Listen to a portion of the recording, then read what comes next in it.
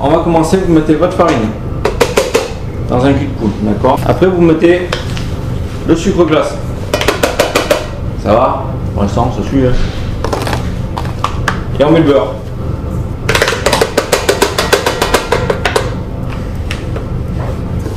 Et puis là, on y va avec les doigts. Et là, vous allez venir attraper votre beurre, votre farine et votre sucre glace. Et là, vous allez venir mélanger, comme ça, en écrasant un peu votre beurre. Vous avez vu, comme ça. On va essayer de faire d'abord plein de petites miettes. D'accord? On vient écraser un peu notre beurre pour faire plein de petites miettes. Une fois qu'on n'a plus trop de gros morceaux, on va prendre notre beurre comme ça et puis on remue. D'accord? On vient l'écraser comme ça. Vous voyez le geste un peu qu'il faut faire? D'accord? Donc j'ai tout, hein, j'ai mon beurre, j'ai ma farine, j'ai mon sucre glace. Alors ça on va le faire jusqu'à avoir la texture de sable. Cette technique s'appelle le... Est-ce que vous avez déjà entendu parler de cette technique? Non, c'est le sablage, tout simplement le sablage. Alors il va falloir me répéter vos prénoms. Je nomme Aurélien. Aurélien. Julien. Loïc. Loïc. Baptiste. Baptiste. Marie. Marie. Maxime. Maxime. Elio. Elio. Louis. Et Louis. Ok, super. Donc moi je suis désolé, je ne vous ai pas présenté un monsieur qui est avec nous. C'est monsieur Gérard Devise, voilà, qui est CET de la pâtisserie Drôme-Ardèche. Oui. Voilà. Diplômé de la Palme académique. Voilà. Donc ce monsieur, il vient, c'est lui qui gère tout ce qui est examen au CFA. Voilà, et dans la région. Et en fait, c'est sa deuxième maison, c'est le CFA parce qu'il est toujours là. On est toujours en train de l'inviter pour des examens, pour des événements, tout ça. Donc c'est quelqu'un qui compte énormément pour nous parce que c'est quelqu'un qui est... sans lui, ben, on ne pourrait pas faire grand chose et je voulais le lui dire ce soir en même temps. Voilà. Donc je vous présente monsieur Devise. Alors est-ce que tu peux expliquer un peu aux jeunes ce que c'est CET?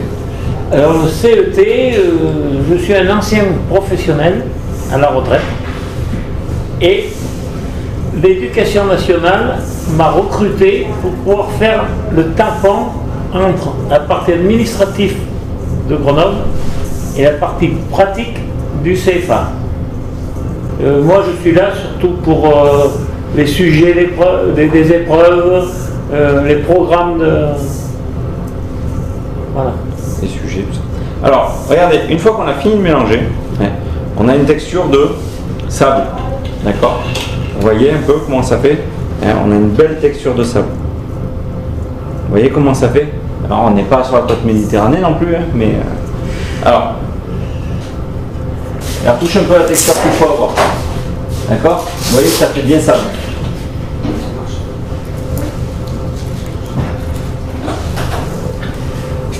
Alors à quoi ça vous fait penser? À du sable, hein? Ouais. Allez, on y va. Vous avez vu comment ça fait? On va venir prendre notre neuf, on va venir le casser à côté, on va venir transvaser dans notre plat.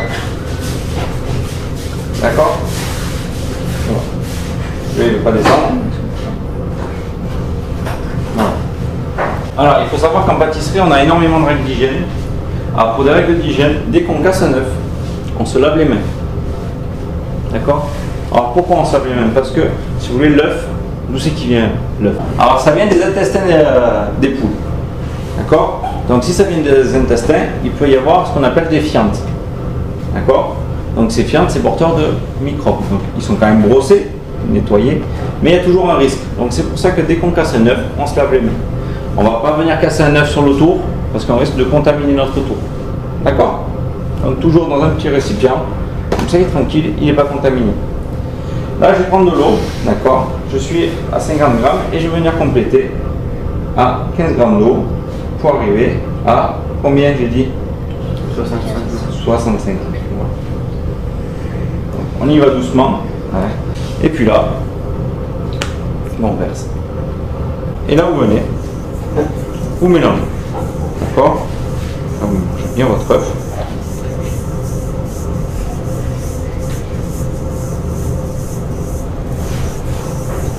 Jusqu'à la consistance.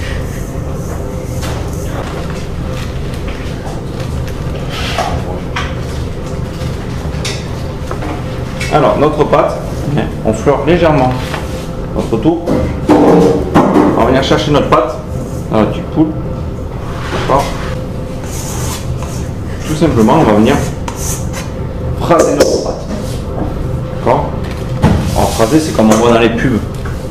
Hein, vous voyez les pubs de boulanger comme ça qui pétrissent leur pain. Et voilà, phraser, c'est ça. On prend la pâte et hop, nous faisons comme ça. Et en fait, on va lisser. On va venir glisser notre pâte, d'accord? Une fois qu'on a une belle pâte comme ça, bien lisse, d'accord? Vous voyez comment elle est bien lisse? On la prend, on la met dans un sac plastique et au frigo, d'accord?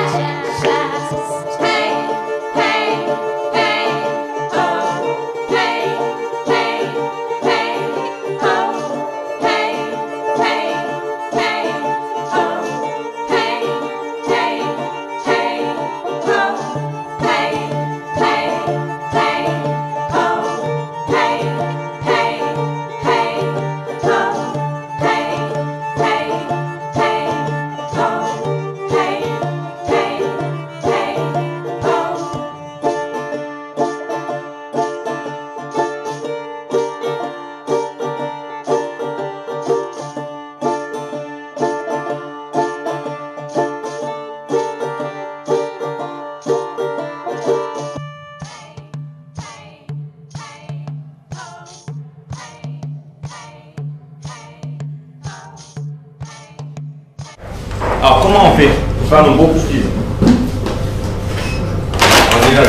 Voilà. Donc, sur la recette, je vous ai mis 100 grammes. Alors, comment on va procéder? Eh ben, on va récupérer notre tube poule, on met notre farine, on va mettre notre levure chimique. Alors la levure chimique, c'est ce qui va faire gonfler à la chaleur, au four. On va mettre notre levure chimique.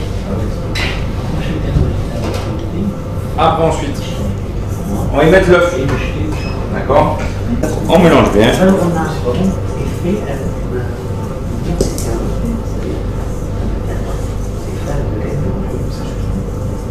On met notre beurre fondu. On mélange.